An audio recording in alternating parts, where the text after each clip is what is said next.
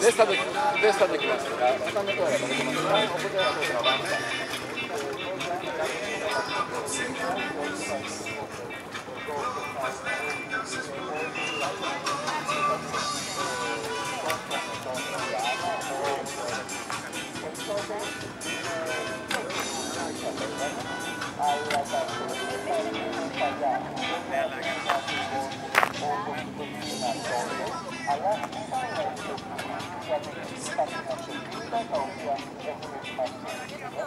Αλλά βεβαίως είναι παλιά και μοιάζουν με τα παλιά. Το ίδιο και οι μοτοσυκλέτες που βλέπετε αυτή τη στιγμή να έχουν συγκεντρωθεί και να πλησιάζουν στην έντο των τείχων.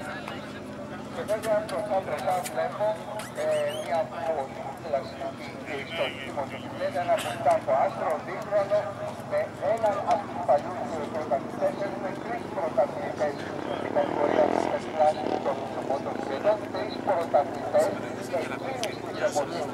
Δημήτρης Παπανδρέου, Βασίλης Γεωργακόπουλος και Βασίλης Μουρινά.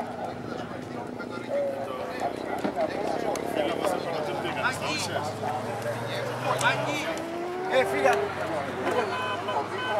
Βλέπετε τον καπνό να βγαίνει από την εξάρτησή του. Είναι ένα μοντέλο το οποίο καλή συνέχεια, να περάσετε καλά. Λατράκ της Αμερικής.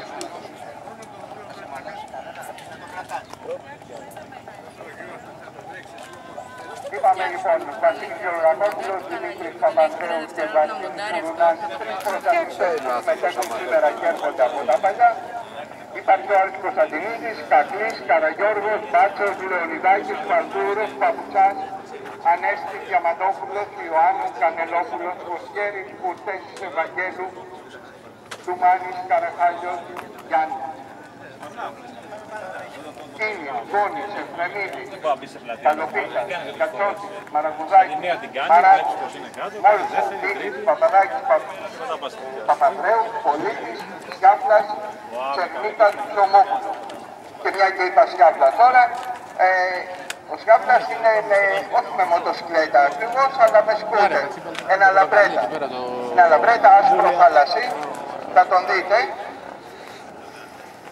Ίσως είναι και η πιο αδύνατη μοτοσυκλέτα σε αυτή την ομάδα, αλλά δεν μετράει μόνο η δύναμη, αλλά μετράει η ακρίβεια, η θέληση και πάνω απ' όλα η διάθεση από πλευράς οδηγών να περάσουν ωραία, να αναβιώσουν τις παλιές καλές εικόνες από το Τατόι.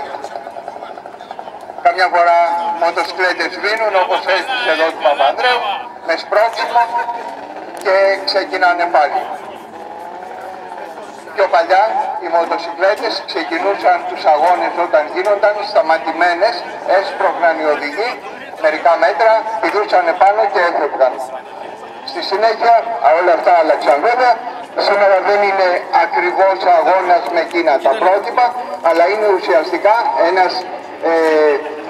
μια προσπάθεια, μια εκδήλωση ακριβίας, όπου όπως είπαμε και στην αρχή, όλοι προσπαθούν να πετύχουν έναν καλό γύρο και να πλησιάσουν όσο γίνεται την ανώτερη μέση ωραία ταχύτητα σε αυτή τη διαδρομή, που είναι τα 80 χιλιόμετρα. Επαναλαμβάνω και να το προσέξουμε αυτό, όχι 80 χιλιόμετρα τελικής ταχύτητας, αλλά μέση ωριαία ταχύτητα.